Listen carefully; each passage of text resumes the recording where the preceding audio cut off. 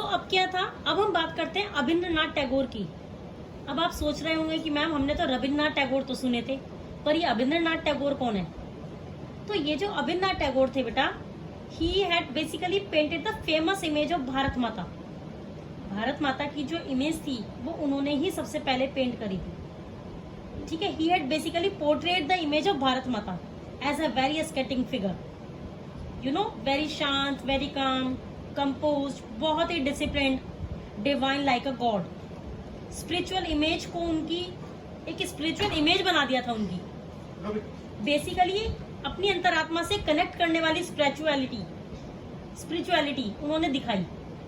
तो सबसे पहले किसने करा था paint? Bharat Mata. So now this was the image of Bharat Mata and लोग भाई इनको बहुत मानते थे। She is treated next to God and equal to God.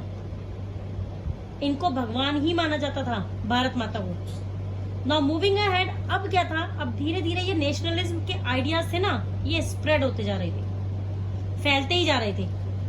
अब ये कैसे हुआ? लेट 19th सेंचुरी में आते आते अब लोगों के अंदर ये फीलिंग्स आने लग गई थी कि नहीं भाई, नेशनलिस्ट तो सबके अंदर होना ही चाहिए। And people wanted nationalist to spread like anything. वो चाहते थे कि नेशनलिज्म बहुत ज्यादा फैल जाए। एंड वो चाहते थे कि टू रिवाइव देयर फोकलोर्स, क्योंकि ब्रिटिशर्स के आने के बाद तो इंडियन चीजों की तो ऐसी तैसी हो गई थी। So they wanted to revive their folklores. So late 19th century में जो अलग अलग नेशनलिस्ट थे, उन्होंने फोक टेल्स को तो रिकॉर्ड ही करना शुरू कर दिया था, which was basically sung by bards. So basically इन लोगों ने फोक टेल्स को रिकॉर्ड करना शुरू कर दिया। अब ये बार्ड्स कौन लोग थे? Bards are basically the poets, composers, जो लिरिकल पोएम्स लिखते थे। Those are known as bards. तो उन्होंने उसको रिकॉर्ड करना शुरू कर दिया। इनफैक्ट गांव गांव, गली गली में घूमे थे ये सॉन्ग्स को, फोक टेल्स को, लीजेंड्स को गैदर्ड करने के लिए, इकट्ठा करने के लिए, ताकि इसको वो कलेक्ट कर पाए बेसिकली। एंड वो लोग इस चीज में बिलीव करते थे कि हमारा जो ट्रेडिशनल कल्चर है वो इंडियन की नींव है। अगर ये नींव हिल गई ना तो हम लोग भी हिल जाएंगे।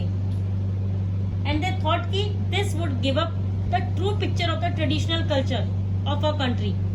क्लियर? तो अब धीरे धीरे ही also set, like I already set की बेस है, नींव है। So this was the essence, actually essential to preserve the traditional culture. हमारे ट्रेडिशनल कल्चर को, हमारे कल्चर को संभाल कर रखने के लिए बहुत ही ज्यादा इंपॉर्टेंट है, नेशन की आइडेंटिटी को बनाए रखने बहुत ही ज्यादा इंपॉर्टेंट है। एंड वो चाहते थे, मतलब now you know all of us we have a soft corner for our country. हमारी कंट्री समाउदा हमारा गुरूर होता है, it is a pride, right? तो ऐसे ही अब रविन्द्रनाथ टैगोर आए पिक्चर के अंदर।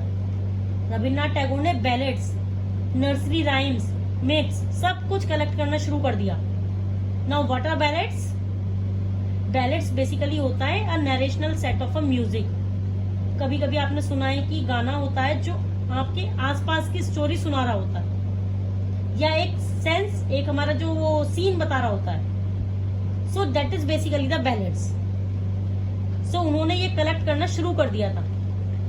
And he led the movement for the revival of folks. Basically वो चाहते थे कि अब वो वापस आ जाएं। तब यहाँ पर मद्रास के अंदर महान हस्ती थे जिनका नाम था नतेशा शास्त्री। तो नतेशा शास्त्री जो थे, इन्होंने 4 वॉल्यूम्स की massive collection of Tamil folk tales करी थी पब्लिश। एंड इनका नाम क्या था? The folklores of southern India.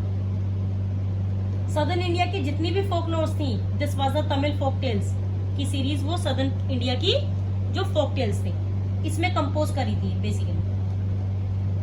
उनका मानना यह था कि जो फोकलोर्स हमारी नेशनल लिटरेचर है, एंड ये सबसे ज्यादा जो ट्रस्टवर्दी मैनिफेस्टेशन है, people's real thought and characteristics, basically depicts the true self of a person. जो भी बंदा सोच रहा है या जो भी कैरेक्टरिस्टिक्स उस इंसान के हैं, he was definitely, it will the depicts the kind of a person if he और शी इज। वो उसका ट्रू सेंस डिपिक्ट करेगा। तो यही वो कह रहा था, that is to the true manifestation of the real thoughts of the people. Clear? So I hope this much is so much clear to you.